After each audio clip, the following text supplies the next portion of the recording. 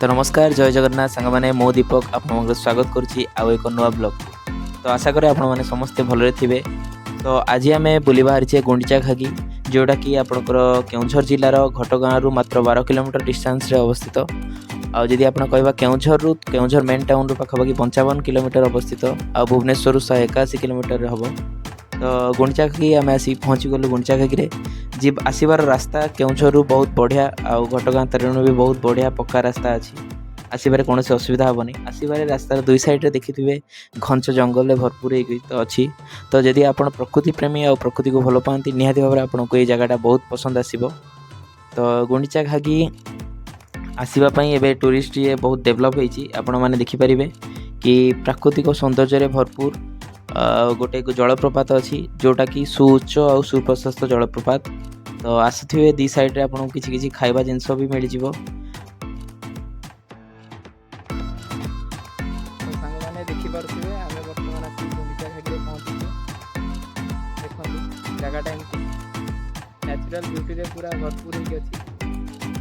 यही समय आसबार March April समय पानी टिके ना तो झरणा देखिए सुखी पड़ी दुष्मत सागर अच्छा। तो दी भाई जाक आम आसलु प्रथम आज बाहर जोड़ा बड़बिल प्रथम गलु घटगाँ यहाँ आसपार मैंने पाखापाखि 8-10 किलोमीटर हम। तो बहुत बढ़िया जगटा यदि आप घटगाँ तारिणी आसती निहाती जमी हो आसतु। तो आसतु देखा गुंडीचा घागीर किछटा दृश्य। गुंडीचा घागी जलप्रपात पाखापाखि 50 ରୁ 70 फुट उच्चारू पानीटा पड़ुची आ पाखापाखि 500 फुट्र प्रशस्त विशिष्ट माने वेटटा 500 फुट हम। तो गुंडीचा घागी जलप्रपातटी आपणकर मूषल नदीर धार अवस्थित माने मूषल नदी ही से जलप्रपात को सृष्टि करे। तो गुंडीचा घागी ना हवा पछरे गोटे कारण अच्छी किंवदंती अनुसार रामायण समय जो गुंडुची मूषार पिठी जमती गार थाए तो रामचंद्र गुंडीची मूषा को जो आंसी देते पिठे गार थिला से गुंडीची मूषार पिठर गार धार अनुसार एठी बहुत माने बहुत प्रकार धार रे पानीटा तलू पड़े। तो से यार नाम हूँ गुंडीचा घागी। तो घागी माने तो आमर हूँ जलप्रपात बाकी गुंडीचा आसी से ये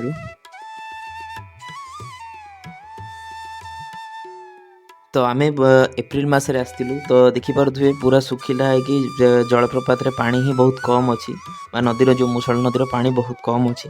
तो पानी स्रोत एतटा ना पूरा सुखिला कहले चले। तो टूरिज्म डेवलपमेंट एठी आपनकर गोटे झूला पोल अच्छी देखिपे झूला पोल ब्रिजटा सामने अच्छी। तो देखा बहुत अट्राक्टिव आ बहुत मनोरम।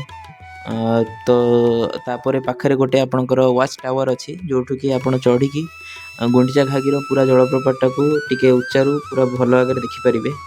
तो एठिके आसबार उपयुक्त समय हूँ अक्टोबर रु मार्च किंबा वर्षा दिन पर भी आपण मैंने आसीपारती कारण पानीर स्रोत एठारे बहुत स्लो थाए आ बहुत बढ़िया थाए गाधेकी आप पूरा एंजॉय करके जापरें। तो एठी को आसला टिके सावधान सहित आसबे कारण प्रकृति को एंजॉय करने को आपको पहाड़ उपरे पत्थर उपरे सब देकी चढ़ी जावाक पड़ो।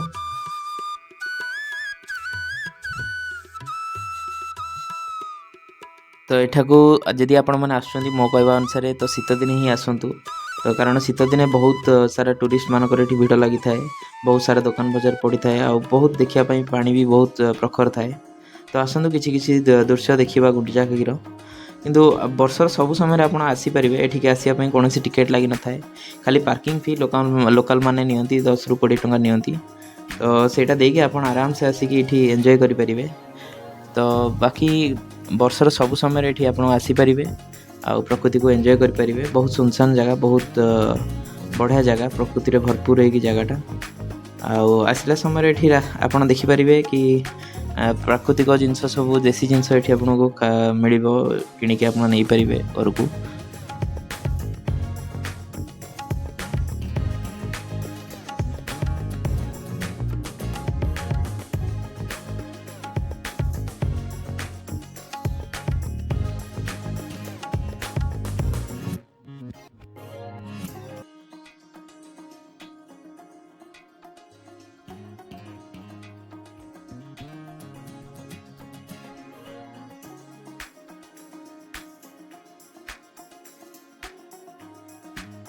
ବର୍ତ୍ତମାନ ଦେଖିପାରୁଥିବେ ରାସ୍ତାର ଦୁଇ ସାଇଡ଼୍ରେ ଆପଣଙ୍କୁ ବିଭିନ୍ନ ପ୍ରକାର ଦେଶୀ ଜିନିଷ ସବୁ ମିଳିଯିବ।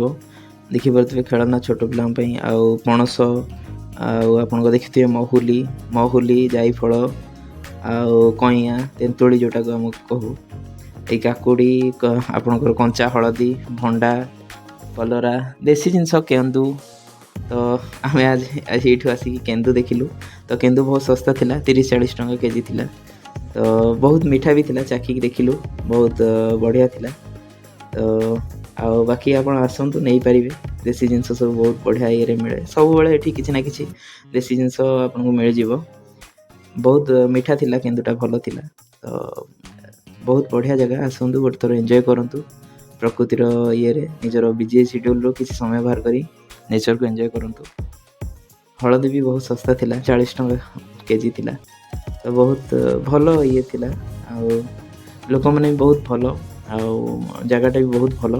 ଆଉ ଡେଭଲପମେଣ୍ଟ କିଛି କିଛି ହେଇଛି, ଆଉ କିଛି କିଛି ଦରକାର, ଯେମିତିକି ଏଠି କୌଣସି ଆପଣଙ୍କର ବିଶ୍ରାମଗାର ନାହିଁ, ରେଷ୍ଟ ସେଲ୍ଟର୍ ନାହିଁ, କିମ୍ବା କୌଣସି ଯଦି ଟୁରିଷ୍ଟ ବାହାରୁ ଆସୁଛନ୍ତି ରହିବା ପାଇଁ କିଛି ସୁବିଧା ନାହିଁ, କି ପାନୀୟ ଜଳର ସୁବିଧା ନାହିଁ।